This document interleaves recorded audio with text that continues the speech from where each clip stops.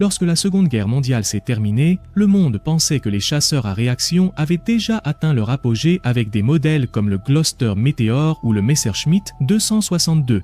Mais les ingénieurs britanniques savaient que ce n'était que le début. L'un de ces projets marquant la transition de l'aviation militaire vers une nouvelle génération fut celui de Havilland. Venom, un avion né dans l'ombre du célèbre vampire, mais qui a fini par voler dans le monde entier, et ouvrant les portes à l'ère du combat à réaction plus mature, et en mer. Son frère naval, le Sea Venom, serait utilisé pendant des années par la Royal Navy. Aujourd'hui, je vais te raconter l'histoire de cette famille de chasseurs britanniques qui ont servi de pont entre l'après-guerre et la modernité.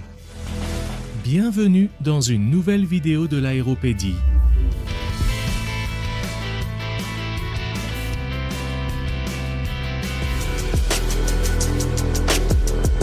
Lorsque le de Havilland Vampire est entré en service en 1946, il a été l'un des premiers chasseurs à réaction opérationnelle au monde. Il était léger, simple et fiable.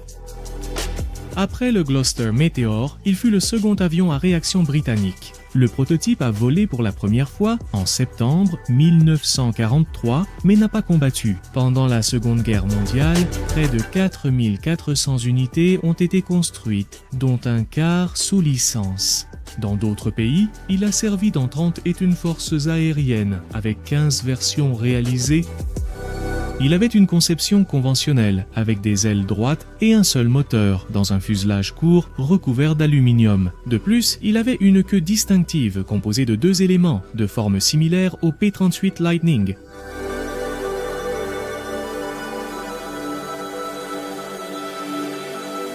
L'armement était composé de 4 canons Hispano-Mark 5 de 20 mm situés sous le nez, dès le début de la phase de conception de cet appareil.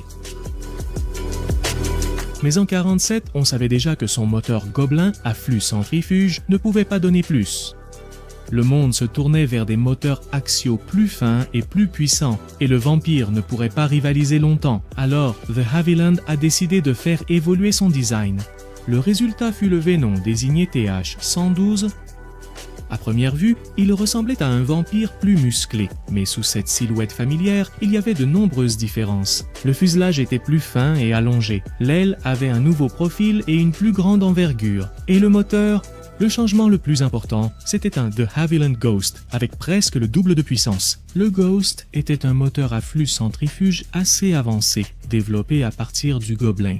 Il produisait jusqu'à 4850 livres de poussée, permettant au Venom d'atteindre 1030 km/h au niveau de la mer. Sa structure restait métallique avec des empennages jumelés, mais l'aile avait une flèche de 17 degrés et était beaucoup plus efficace, en régime transsonique. Cela lui assurait un contrôle plus stable en piqué et permettait d'atteindre plus de 12 000 mètres d'altitude.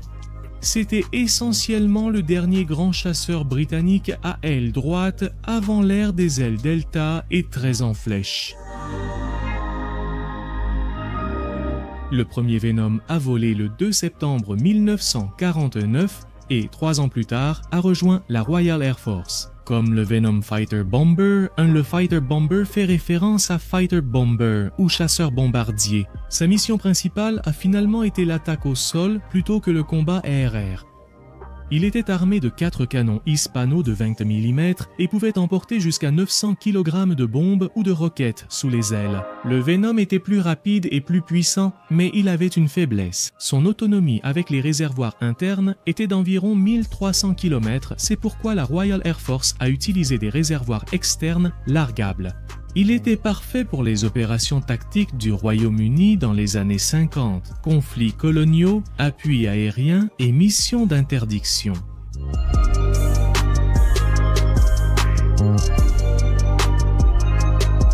Le baptême du feu est arrivé au Kenya pendant la rébellion des Mau Mau, où il a effectué des attaques de soutien. Il a ensuite participé en Malaisie pendant l'insurrection communiste, puis plus tard à Suez en 1956 lors de l'opération Mousquetaire. Dans ce conflit, les Venoms de la Royal Air Force et de la Royal Navy ont attaqué des positions égyptiennes, des pistes d'atterrissage et des batteries anti-aériennes. Leurs performances ont été solides, mais les défenses anti-aériennes modernes ont révélé que les avions à aile droite touchaient déjà leurs limites. Cependant, le Venom a acquis une réputation d'avion robuste et précis. Son cockpit offrait une excellente visibilité et, sans radar au début, le pilote restait étonnamment efficace grâce à un tableau de bord bien conçu et une grande maniabilité. C'était, comme le disaient de nombreux pilotes, le dernier avion que l'on pouvait piloter avec l'âme avant que tout ne change, des boutons et des écrans.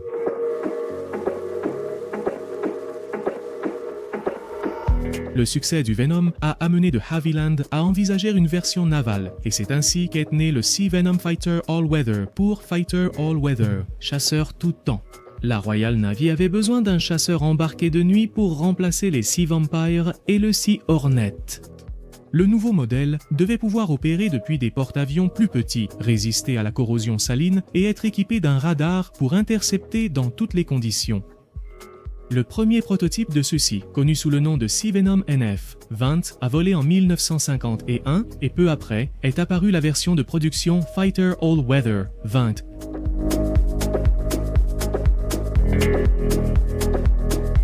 Le Sea Venom possédait un radar AI Mark X conçu par l'entreprise britannique AI. Cela lui donnait une capacité d'interception de nuit et par tous les temps, ce qui représentait un avantage énorme pour l'époque. Il avait aussi une crosse d'appontage, un train renforcé et des ailes repliables pour opérer sur les porte-avions britanniques. Son moteur Ghost Cent 3 produisait jusqu'à 4950 livres de poussée et sa vitesse maximale avoisinait les 940 km/h. Bien qu'il ne soit pas supersonique, sa stabilité et sa maniabilité en faisaient un chasseur naval très fiable.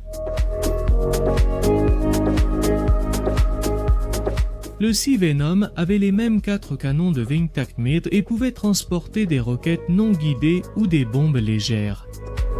Plus tard, les Fighter All-Weather 21 et Fighter All-Weather 22 ont bénéficié d'améliorations du radar, de l'avionique, de l'aérodynamique et d'un cockpit pressurisé plus confortable.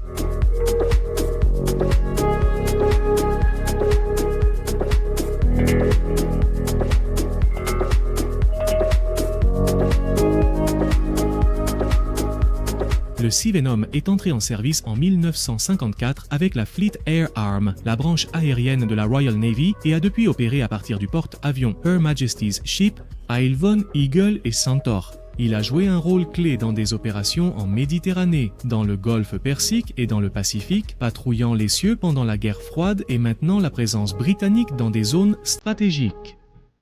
Même sans affronter de chasseurs ennemis, il a joué un rôle clé dans la défense aérienne embarquée et le contrôle maritime. La version la plus avancée, le Sea Venom 22, intégrait un radar amélioré et des missiles ARR, Fire Strike, devenant ainsi l'un des premiers chasseurs embarqués britanniques à être équipé d'armements guidés. En plus de la Royal Navy, le Sea Venom a aussi été exporté en Australie et en France. En Australie, il était appelé Sea Venom Fighter All-Weather 53 et a servi dans la Fleet Air Arm sur le porte-avions Her Majesty's Australian Ship Sydney et le Mailboat. En France, il a été construit sous licence, sous le nom d'Aquilon, et possédait quelques modifications ainsi qu'une électronique locale.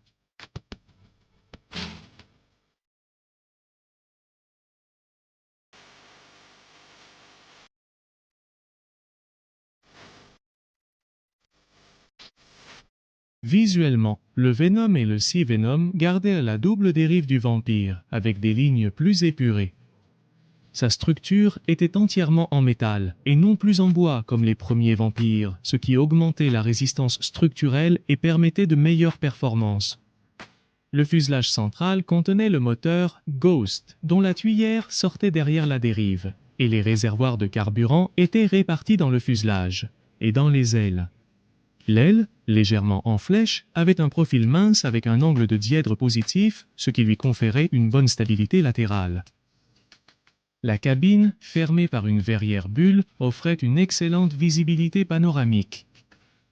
Le train d'atterrissage principal se rétractait vers le fuselage, les roues restant dans les nacelles des canons.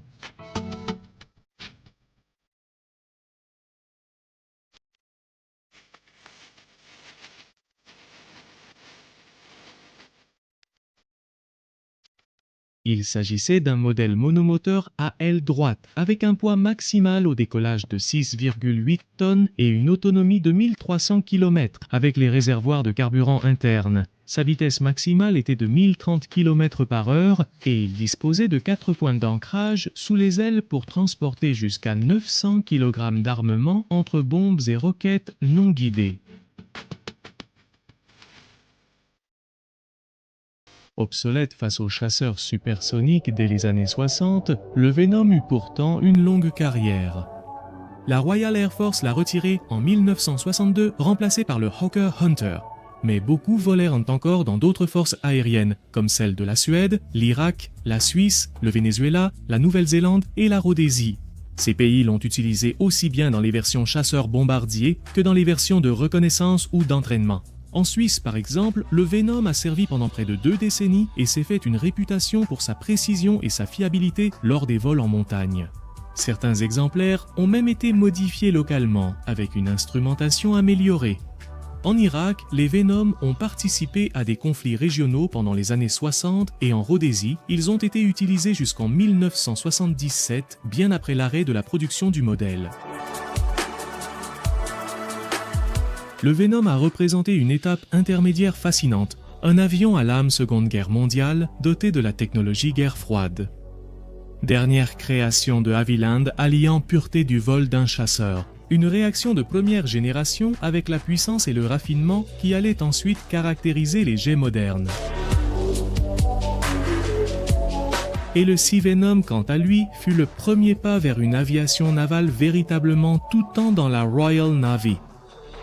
Le de Havilland Vixen, son successeur, prendrait la relève avec des ailes en flèche et 2 moteurs. Mais sans le charme du Venom, quelques Sea Venom subsistent aujourd'hui dans des musées britanniques et australiens. Le Venom et le Sea Venom n'étaient ni les plus rapides ni les plus célèbres, mais restaient des avions fiables, précis et durables. Ils incarnaient l'ingéniosité britannique à une période de transition technologique quand l'aviation relevait davantage de l'art que de la science.